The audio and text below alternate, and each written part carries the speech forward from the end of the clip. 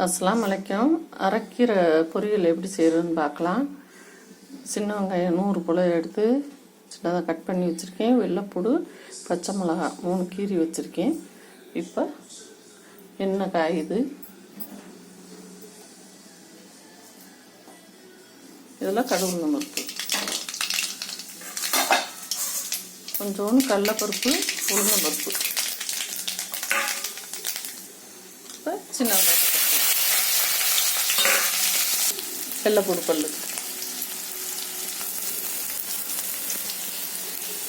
3 பச்சை மிளகாய், லைட்டாக கீறி விட்டுருக்கேன்.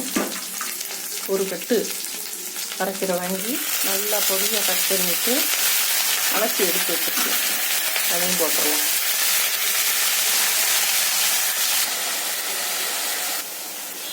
இந்த கீரை அலசி போட்டு தண்ணியிலே வெந்துடும், தண்ணி ஊற்ற தேவையில்லை. இப்போ கொஞ்சம் போல் சால்ட், உப்பு, கீரைக்கு கம்மியாகவே போட்டுக்கலாம். இப்போ தேங்காய் கொஞ்சம் போல் துருவி வச்சுருந்தேன், அதையும் போட்டுக்கலாம். கீரை பொரியல் ரெடி ஆயிடுச்சு. இந்த மாதிரி செஞ்சு பாருங்கள். டெய்லி ஒரு கீரை எடுத்துக்கலாம். அஸ்ஸலாமு அலைக்கும்.